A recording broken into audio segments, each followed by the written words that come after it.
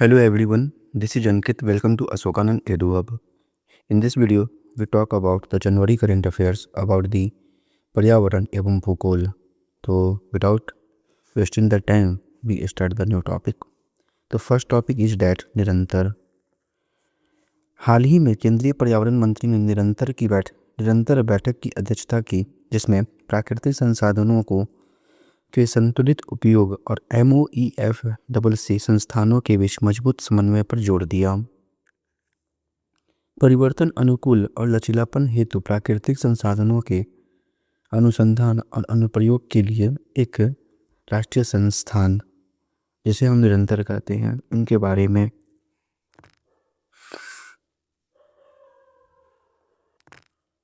जय हिंद साथियों, स्वागत है हमारे hello aspirants. This is Ankit. Welcome to Ashokanand edu hub. In this video we talk about the first topic in which निरंतर. हाल ही में केंद्रीय मंत्री ने निरंतर बैठक की अध्यक्षता की, जिसमें प्राकृतिक संसाधनों के संतुलित उपयोग MOEFCC संस्थानों के बीच एक मजबूत समन्वय पर जोर दिया गया. परिवर्तन अनुकूलन और लचीलापन हेतु प्राकृतिक संसाधनों के अनुसंधान और अनुप्रयोग के लिए संस्थान के बारे में. यह पर्यावरण, वन और जलवायु परिवर्तन मंत्रालय के अंतर्गत आने वाले संस्थानों का एक सहयोगात्मक मंच है, जो विभिन्न क्षेत्रों में अनुसंधान, नीति और कार्यान्वयन को एकीकृत करता है.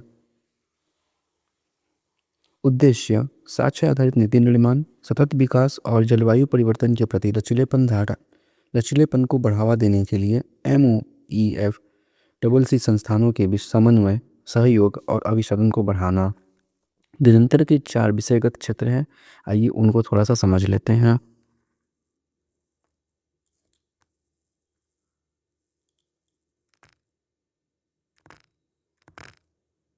जैविक संसाधन पर अनुसंधान और सतत प्रयोग.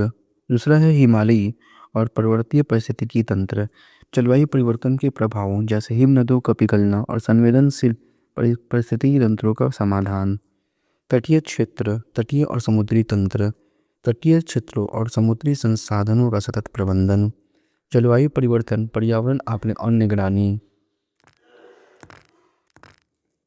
जलवायु परिवर्तन, पर्यावरण और आकलन और निगरानी. जलवायु परिवर्तन से निपटने के लिए अनुसंधान, प्रभाव आकलन और नीतिगत सहायता.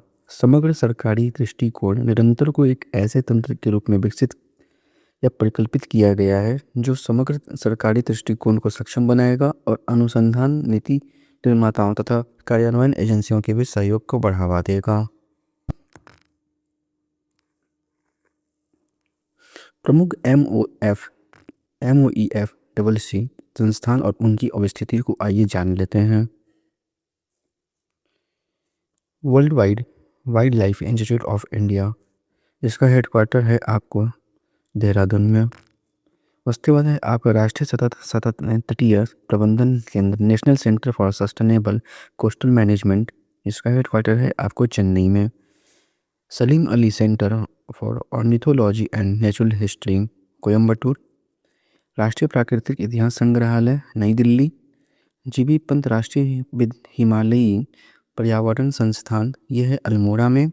भारतीय वन प्रबंधन संस्थान, यह है भोपाल में. भारतीय वानिकी अनुसंधान एवं शिक्षा परिषद, यह है आपको देहरादून में. आगे चलते हैं आपको टाइगर स्टेट. गुजरात में ने 33 वर्षों बाद अपना टाइगर स्टेट का दर्जा पुनः प्राप्त कर लिया है. क्यों चर्चा में है? क्योंकि राष्ट्रीय बाघ संरक्षण प्राधिकरण NTCA के रतन महल वन्यजीव अभयारण्य में एक बाघ की उपस्थिति की पुष्टि की गई है. 1992 की गणना के से बाहर किए जाने के बाद, 1992 में जो बाघ गणना हुई थी, उसे बाहर किए जाने के बाद स्थानीय स्तर पर बाघों के विलुप्त होने के कारण गुजरात ने अपना पहला टाइगर रिजर्व दर्जा खो दिया था. टाइगर स्टेट के रूप में गुजरात भारत में एकमात्र ऐसा राज्य बन गया है जहां एक साथ 3 बड़ी बिल्ली प्रजातियां हैं, जिसे कैट, जिसे जिसे हम बिग कैट्स कहते हैं, उसमें आपको शेर, बाघ और तेंदुआ पाई जाती हैं। यह उपलब्धि सफल वन्यजीव संरक्षण प्रयासों को रेखांकित करती है। अरालम वन्यजीव तितली अभयारण्य क्यों चर्चा में है, आइए इसको समझते हैं।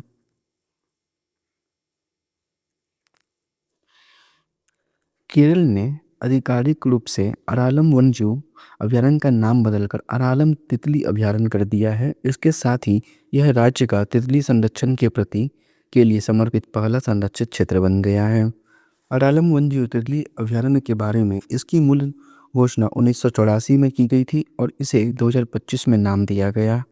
मतलब इसकी जो घोषणा है तितली अभयारण्य की, वह आपको 84 में की गई थी घोषणा, लेकिन इसका नाम दिया गया है 2025 में।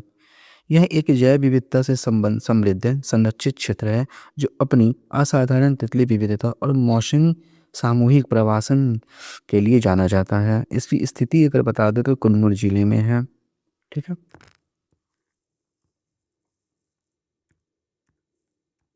अगला जो न्यूज है आपका, वह है गंगा बेसिन में रेत के टीलों पर घोंसला बनाने वाले पक्षी हैं। Sand bird nesting birds in the Ganga basin, आइए समझते हैं। सरकार ने रेत के टीले पर प्रजनन करने वाले पक्षियों के लिए प्रजनन सुविधाओं को सुरक्षा के लिए अपनी तरह की पहली संरक्षण परियोजना को मंजूरी दे दी है। रेत के टीलों पर घोंसला बनाने वाले पक्षी रेत के टीलों पर घोंसला बनाने वाले पक्षी वे नदियाँ वे नदीय पक्षी प्रजातियां हैं जो कम जल स्तर के मौसम में नदियों के भीतर बने उड़ते हुए रेत के टीलों पर अपने अंडे देती हैं और वहीं चूजों का पालन पोषण करती है। मुख्य विशेषताएं क्या है, ये है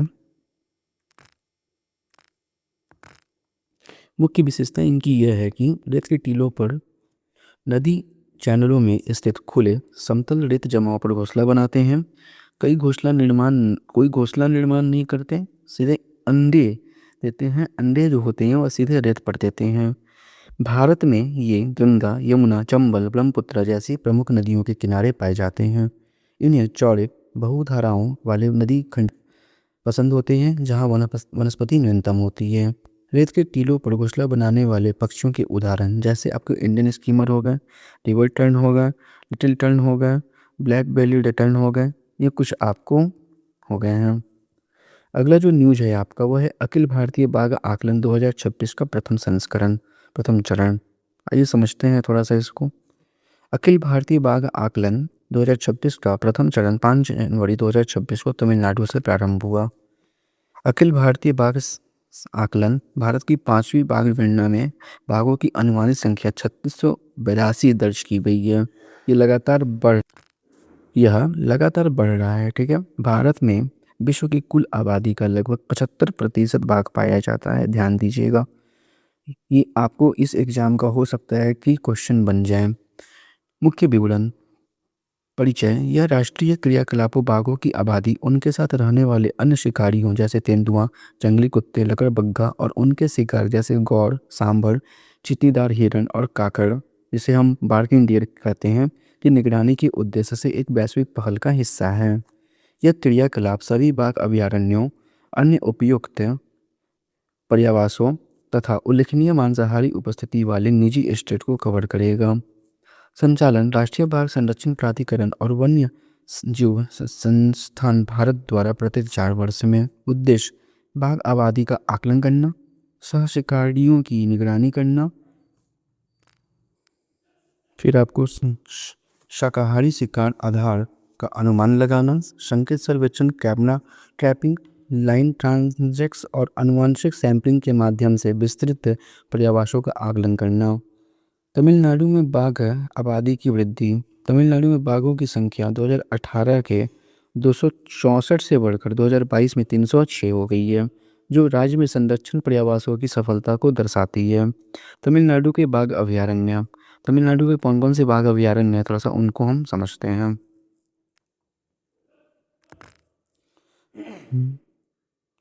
कलक्कड़, मंथनथुरई, अन्नामलाई, मधुमलाई, सत्यमंगलम और श्रीविल्लुपुथुर मृगमलाई, ये आपको तमिलनाडु के कुछ बाघ अभयारण्य हैं। ये अभयारण्य राष्ट्रीय स्तर की इस गतिविधि में महत्वपूर्ण भूमिका को निभाएंगे। चलिए आगे बढ़ते हैं। अगला है काजीरंगा एलिवेटेड कॉरिडोर परियोजना। क्यों चर्चा में रही है, आइए इसको थोड़ा सा समझते हैं। तो हाल ही में प्रधानमंत्री ने 6,995 करोड़ रुपए की लागत वाली काजीरंगा एलिवेटेड कॉरिडोर परियोजना की आधारशिला रखी। इस परियोजना का उद्देश्य वन जीवों की सुरक्षा सुनिश्चित करते हेतु क्षेत्रीय संपर्क कनेक्टिविटी को क्या करना है, मजबूत करना है। काजीरंगा एलिवेटेड कॉरिडोर परियोजना के बारे में। काजीरंगा एलिवेटेड कॉरिडोर परियोजना एक महत्वपूर्ण वन्य जीव अनुकूलन और संरचना पहल है। इसे काजीरंगा राष्ट्रीय उद्यान और इसे काजीरंगा राष्ट्रीय उद्यान और टाइगर रिजर्व के भीतर और आसपास वन्य प्राणियों की सुरक्षित आवाजाही सुनिश्चित करने के लिए डिजाइन किया गया है। यह परियोजना वन्यजीव संरक्षण के साथ साथ क्षेत्रीय संपर्क और परिवहन व्यवस्था में सुधार को बढ़ावा देगी। अगला है बुल्फ मून। क्या है बुल्फ मून की कहानी, थोड़ा सा इनको समझ लेते हैं।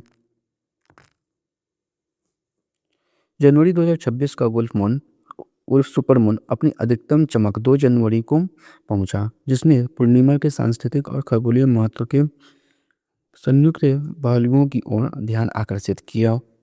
वुल्फ मून सुपरमून के बारे में। यह एक लोकप्रिय शब्द है जो जनवरी की पहली पूर्णिमा का वर्णन करता है, जब चंद्रमा पृथ्वी के सबसे निकट बिंदु के पास होता है। इसका नाम सर्दियों में भेड़ियों की आवाज़ अधिक सुनाई देने से जुड़ी लोक कथाओं से संबंधित है। इसका कोई विशेष खगोलीय प्रभाव नहीं होता।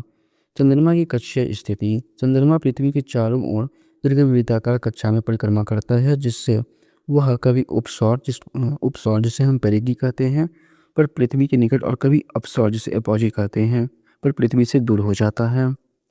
जब पूर्णिमा उपसौर के साथ संयोग करती है या उसके निकट आती है तो उसे हम सुपरमून कहते हैं, जिसमें चंद्रमा थोड़ा बड़ा और अधिक चमकीला दिखाई देता है। चमक और आकार। वुल्फ सुपरमून के दौरान चंद्रमा सामान्य पूर्णिमा की तुलना में थोड़ा सा बड़ा और अधिक चमकीला प्रतीत होता है, हालांकि यह अंतर बहुत सूक्ष्म होता है। Moon illusion. क्षितिज के पास चंद्रमा वास्तविक आकार में परिवर्तन के बिना बहुत बड़ा दिखाई दे सकता है। यह मनोवैज्ञानिक प्रभाव, जिसे हम मून इल्यूजन कहते हैं, इसके कारण होता है। अगला है डूम्सडे ग्लेशियर।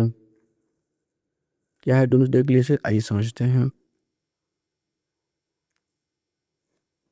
हाल के वैज्ञानिक अध्ययन में ट्वीट्स ग्लेशियर में तेजी से बढ़ रही दरारों को रेखांकित किया गया है, जो भविष्य में अंटार्कटिक हिम चादरों के संभावित ध्वंस की ओर संकेत करती है। ट्वीट्स ग्लेशियर के बारे में। ट्वीट्स ग्लेशियर सामान्यतः डूम्स ग्लेशियर कहा जाता है क्योंकि इसके तेजी से ढहने की स्थिति में वैश्विक समुद्र स्तर में विनाशकारी वृद्धि हो सकती है। यह वृद्धि पर सबसे तेजी से बदलने वाली बर्फ महासागर प्रणालियों में से एक है और वैश्विक समुद्र स्तर को नियंत्रित करने में महत्वपूर्ण भूमिका निभाता है। अब स्थिति, यह पश्चिमी अंटार्कटिका, ठीक है, में स्थित है। पश्चिम अंटार्कटिक हिम चादर से बर्फ को बहाकर अमंडसेन सागर में प्रभावित करता है।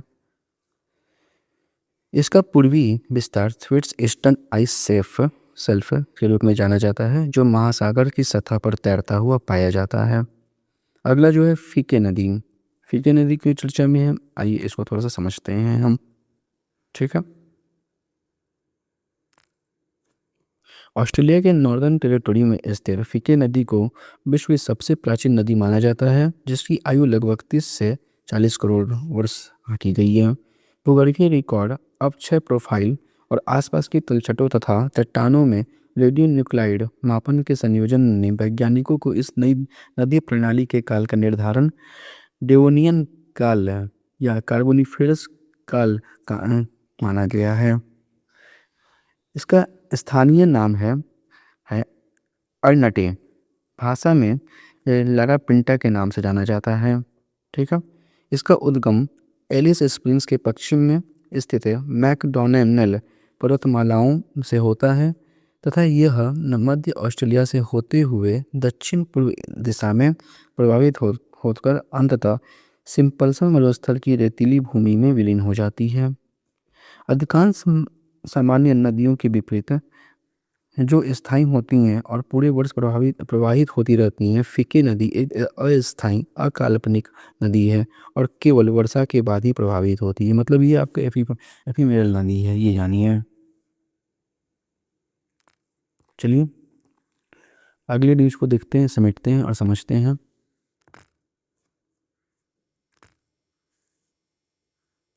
राष्ट्रीय क्षेत्राधिकार से परे जैव विविधता, बायोडाइवर्सिटी बियॉन्ड नेशनल जुरिस्डिक्शन। राष्ट्रीय क्षेत्र अधिकार से परे जैव विविधता विधेयक 60 देशों द्वारा अनुमोदित किए जाने के बाद 17 जनवरी 2026 को लागू हुआ। राष्ट्रीय क्षेत्राधिकार से परे जैव विविधता समझौते के बारे में आधिकारिक नाम, इसे आधिकारिक तौर पर राष्ट्रीय क्षेत्राधिकार से परे क्षेत्रों में समुद्री जैव विविधता के संरक्षण और सतत उपयोग पर संयुक्त राष्ट्र समुद्री कानून अभिसमय के अंतर्गत समझौता कहा जाता है। मतलब इसको अनक्लॉज कहते हैं, अनक्लॉज के अंतर्गत रखते हैं। इस समझौते को आमतौर पर PBNJ समझौता या हाई सी ट्रीटी के रूप में जाना जाता है। कानूनी स्थिति, यह अंतर्राष्ट्रीय जल क्षेत्र में समुद्री जैव विविधता की रक्षा के लिए विशेष रूप से तैयार किया गया पहला कानूनी रूप से बाध्यकारी वैश्विक ढांचा है। दायरा, यह संधि राष्ट्रीय क्षेत्राधिकार से परे क्षेत्रों, सभी देशों के अनन्य आर्थिक क्षेत्रों से परे जल क्षेत्र और समुद्र तल पर लागू होती है। स्वीकृति और लागू होना, जून 2023 में संयुक्त राष्ट्र अंतर सरकारी सम्मेलन में सर्वसम्मति से अपनाया गया। सितंबर 2025 में आवश्यक 60 अनुसमर्थन प्राप्त हुए। मोरक्को इसका 60वां देश बना, जिसके 120 दिन बाद 17 जनवरी 2026 को यह लागू कर दिया गया। वैश्विक संरक्षण का लक्ष्य क्या है, आइए उसको थोड़ा सा समझ लेते हैं।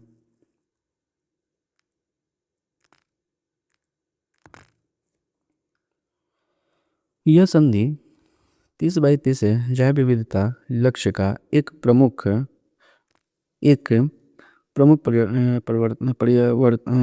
पर्यावर्तक है, जिसका उद्देश्य वर्ष 2030 तक महासागरों के 30% हिस्से को संरक्षित करना है, विशेष रूप से अंतर्राष्ट्रीय जल क्षेत्रों में समुद्री संरक्षित क्षेत्रों के माध्यम से। ये बड़ी इंपॉर्टेंट बात है। यह संधि सतत विकास लक्ष्य 14 को प्राप्त करने में सहायक होगी। जल के नीचे जीवन, सतत विकास के लिए महासागरों, समुद्रों और समुद्री संसाधनों का संरक्षण और सतत उपयोग। संधि के 4 प्रमुख स्तंभ हैं। कौन कौन से हैं, आइए जानते हैं। MGR मतलब समुद्री अनुवांशिक संसाधन, खुले समुद्र और गहरे समुद्र तल से प्राप्त अनुवांशिक संसाधनों तक पहुंच और उनसे मिलने वाले लाभों के उचित और समान बंटवारे के लिए ढांचा। क्षेत्र आधारित प्रबंधन उपकरण, पारिस्थितिकी रूप से महत्वपूर्ण क्षेत्रों के संरक्षण के लिए वैज्ञानिक साक्ष्यों के आधार पर समुद्री संरक्षित क्षेत्र और अन्य स्थानिक उपकरण बनाने की प्रक्रिया। पर्यावरण प्रभाव आकलन, राष्ट्रीय अधिकार क्षेत्र से परे जैव विविधता को गंभीर नुकसान पहुंचाने वाली गतिविधियों का पर्यावरणीय आकलन आवश्यक है। क्षमता निर्माण और प्रौद्योगिकी हस्तांतरण, विकासशील देशों को पूर्ण भागीदारी के लिए सहायता, जिनमें प्रौद्योगिकी हस्तांतरण और वैज्ञानिक सहयोग शामिल है। अगला है राष्ट्रीय वन्यजीव बोर्ड की स्थायी समिति की 88वीं बैठक। 88 meeting of the standing committee of the national board of wild life. केंद्रीय पर्यावरण, वन्य और जलवायु परिवर्तन मंत्री भूपेंद्र यादव ने 19 जनवरी 2026 को नई दिल्ली में राष्ट्रीय वन्यजीव बोर्ड की स्थायी बैठक समिति की 88वीं बैठक की अध्यक्षता की। इस बैठक में वन्यजीव संरक्षण अधिनियम 1972 के प्रावधानों के अनुसार संरक्षित क्षेत्रों, वन्यजीव अभयारण्यों, बाघ अभयारण्यों एवं पारिस्थितिकी रूप से संवेदनशील क्षेत्रों में तथा इनके आसपास स्थित जन उपयोगी सेवाओं, रक्षा आवश्यकताओं एवं आधारभूत संरचना विकास से संबंधित 70 प्रस्तावों पर विचार किया गया। राष्ट्रीय वन्यजीव बोर्ड की स्थायी समिति के बारे में, यह वन्यजीव संरक्षण अधिनियम 1972 के अंतर्गत गठित एक वैधानिक निकाय है। इसका दायित्व सरकार को वन्यजीवों और वनों के संरक्षण एवं सुरक्षा से संबंधित मामलों में परामर्श देना है। साथ ही यह सुनिश्चित करना है कि संरक्षित क्षेत्रों में और उनके आसपास विकासात्मक गतिविधियां संतुलित एवं सतत रूप से संचालित होंगे। Mumbai climate week 2026।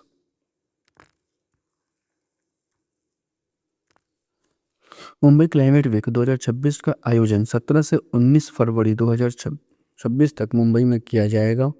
यूनिसेफ युवा को इसका आधिकारिक युवा सहभागिता भागीदार नामित किया गया है। मुंबई क्लाइमेट वीक के बारे में, यह भारत का पहला शहर नेतृत्व वाला मंच है जो नागरिक आधारित समाधानों के माध्यम से शहरी सुदृढ़ता के लिए जलवायु कार्रवाई को तीव्र करने पर केंद्रित है।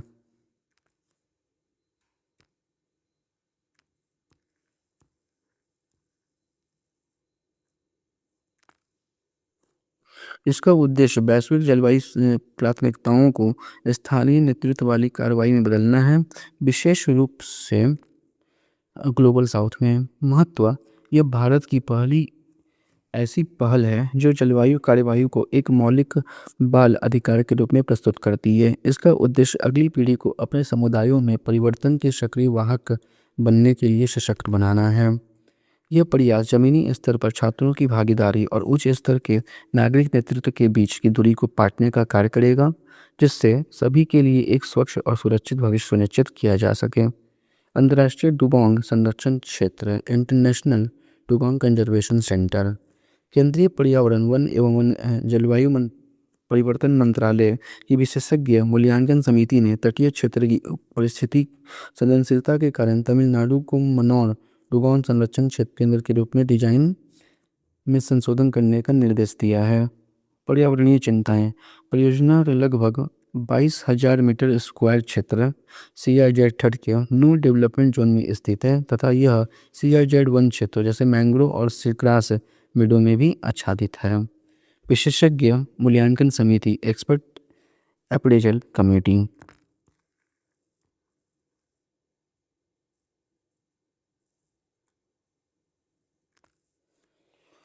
ने परियोजना में कंक्रीट संरचनाओं में के अत्यधिक उपयोग को चिन्हित किया।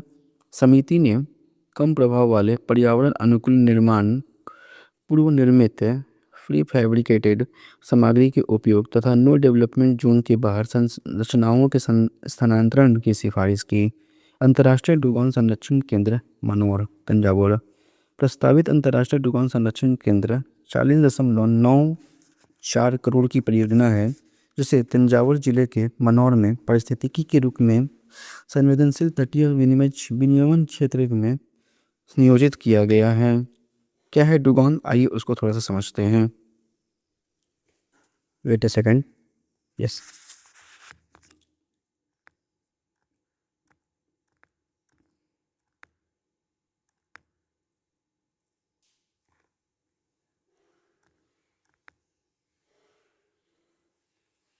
क्या है डुगोंग, आइए इसको थोड़ा सा समझते हैं डुगोंग को।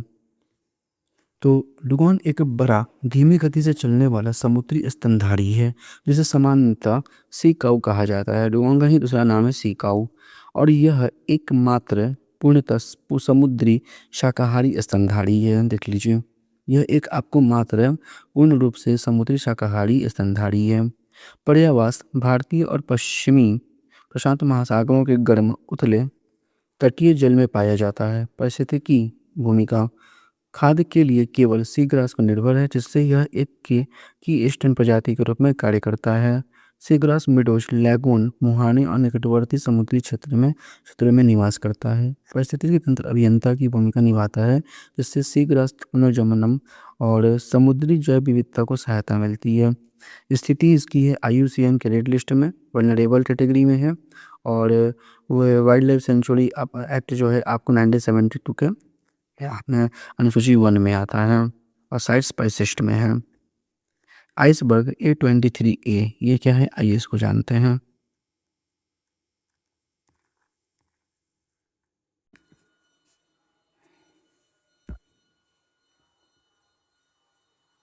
तो आइए अगले न्यूज़ को देखते हैं। आइसबर्ग A23A क्या है, इसके बारे में थोड़ा सा समझते हैं। ओके,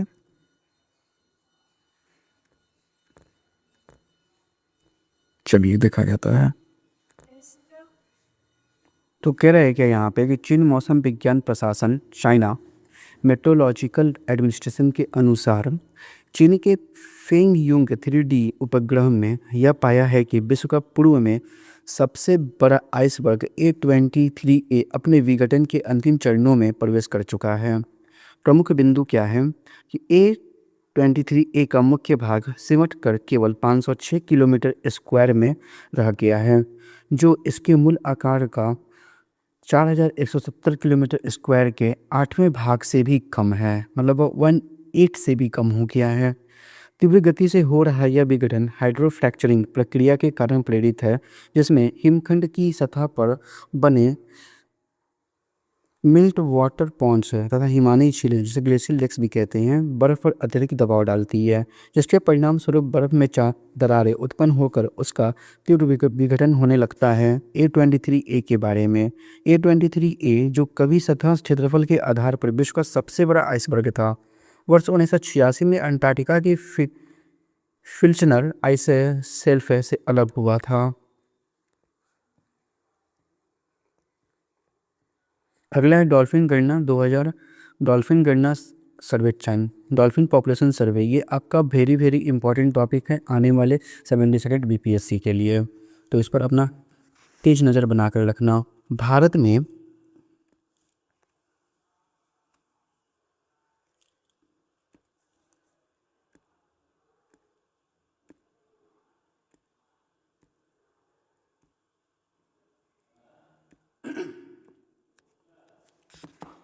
में नदियाँ और मुहाना क्षेत्रों में पाई जाने वाली डॉल्फिन दूसरी रेंज वाइड गणना की शुरुआत उत्तर प्रदेश के बिजनौर से प्रोजेक्ट डॉल्फिन के अंतर्गत की गई।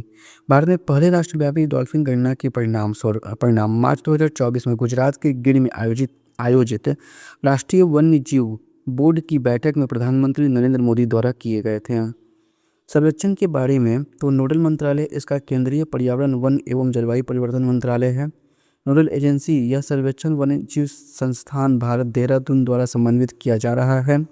सहयोगी भागीदार यह क्रियाकलाप वन्यजीव संस्थान भारत के समन्वय में राज्य वन विभागों तथा संरक्षण भागीदारों विश्व वन्यजीव कोष इंडिया और wild life trust of India के सहयोग से किया जा रहा है। भौगोलिक विस्तार की बात कर लिया प्रथम चरण का, तो गंगा नदी की मुख्य धारा बिजनौर से गंगा सागर तक तथा सिंधु नदी, ये आपको प्रथम चरण वाला है। द्वितीय चरण में बात कर ले तो ब्रह्मपुत्र नदी, गंगा की प्रमुख सहायक नदियाँ, सुंदरबन क्षेत्र और उड़ीसा की नदी प्रणालियाँ शामिल हैं। शामिल की गई प्रजाति कौन कौन सी हैं, तो प्राथमिक प्रजाति में गंगा नदी डॉल्फिन और सिंधु नदी डॉल्फिन।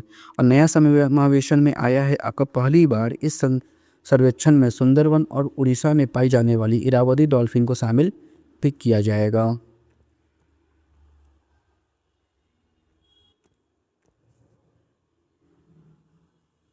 पिछले सर्वेक्षण के अनुसार ये निष्कर्ष है, अनुमानित संख्या लगभग 6327 है नदी डॉल्फिन दर्ज की गई है।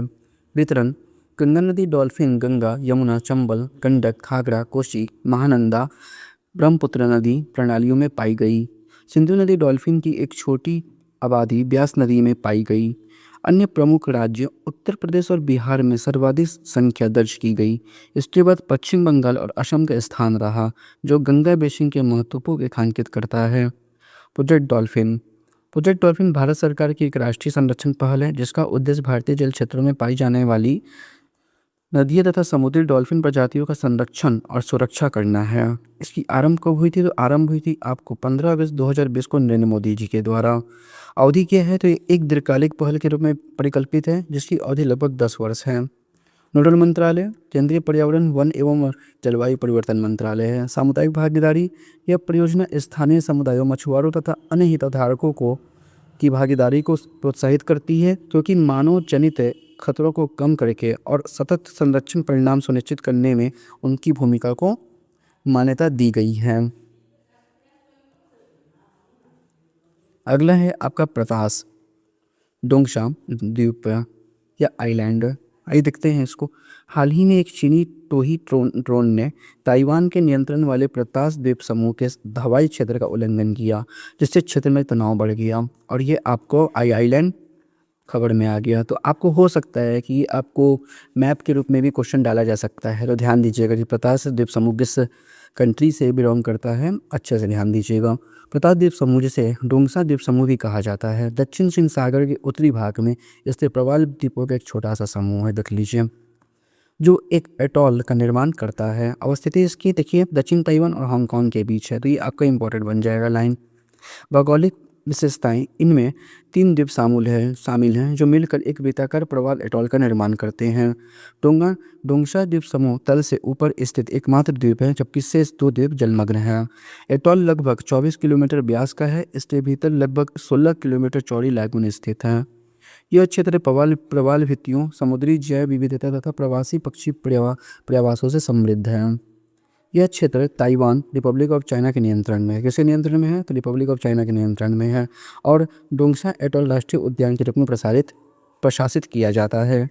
यहाँ कोई स्थायी नागरिक आबादी नहीं है। द्वीप पर ताइवानी मरीन बल तैनात हैं। पीपल्स रिपब्लिक ऑफ चाइना द्वारा भी इस पर दावा किया जाता है, जिसके कारण यह विवाद का विषय बन गया है। आपको ध्यान देना पड़ेगा ये न्यूज़ को। आइए लास्ट टॉपिक का संक्षिप्त समाचार देखते हैं और देखते इस टॉपिक को ख़त्म करते हैं।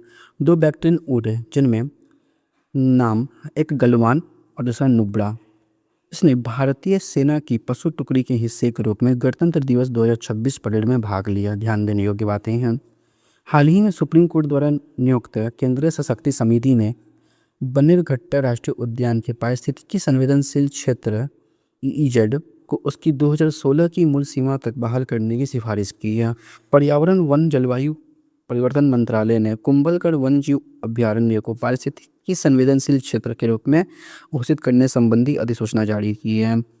राष्ट्रीय बांध सुरक्षा प्राधिकरण ने मध्य प्रदेश स्थित बड़की बांध में गंभीर सुरक्षा चूक को लेकर नर्मदा घाटी विकास प्राधिकरण को कारण बताओ नोटिस जारी किया है। हाल ही में पांगोलखा वन्यजीव अभयारण्य के भीतर लगभग 12 हेक्टेयर क्षेत्र में वन अग्नि फैल गई, जिससे शुष्क मौसम, तेज हवाएं, खड़ी ढाल वाली भू आकृति और सीमित पहुंच के कारण और अधिक तीव्रता मिली। उत्तर प्रदेश में लखनऊ के कुकड़ेल वन क्षेत्र में भारत की पहली शहरी नाइट सफारी की घोषणा की गई। विज्ञान एवं प्रौद्योगिकी राज्य मंत्री डॉक्टर जितेंद्र सिंह ने CSIR राष्ट्रीय भौतिक प्रयोगशाला NPL नई दिल्ली में इसके 80वें स्थापना दिवस के अवसर और विश्व की दूसरी राष्ट्रीय व्यापक पर्यावरण मानक प्रयोगशाला और सौर सेल अंशांकन के लिए 5वीं राष्ट्रीय प्राथमिक मानव सुविधा का उद्घाटन किया। विश्व की पहली राष्ट्रीय पर्यावरण मानक प्रयोगशाला की स्थापना यूनाइटेड किंगडम में की गई थी। केंद्रीय पर्यावरण मंत्रालय की एक विशेष समिति ने अरुणाचल प्रदेश के अंजाव जिले में लोहित नदी पर प्रस्तावित 1200 मेगावाट की कलई द्वितीय जल विद्युत परियोजना को पर्यावरणीय स्वीकृति देने की सिफारिश की है। अगला जो है आपका यह स्वीकृति पर्यावरणविदों और परियोजनाओं से प्रभावित व्यक्तियों द्वारा उठाई गई आपत्तियों के बावजूद दी गई, जिनमें लोहित नदी बेसिन में अत्यंत संकटग्रस्त सफ़ेद पेट वाले बगुले की उपस्थिति को लेकर पर्यावरण प्रभाव आकलन रिपोर्ट में गंभीर चूकों को रेखांकित किया गया था। ठीक है, समझ में आया। इस प्रकार से पर्यावरण संबंधित आपके जो जनवरी माह के महत्वपूर्ण तथ्य रहे हैं उनको हमने इस वीडियो में कंप्लीट किया है। उम्मीद है कि आपको यह वीडियो पसंद आया होगा। तो आप मेरे चैनल को ज़्यादा से ज़्यादा सब्सक्राइब कीजिए, लाइक कीजिए और अपने दोस्तों में जितना हो सके उतना शेयर कीजिए। Thank you very much.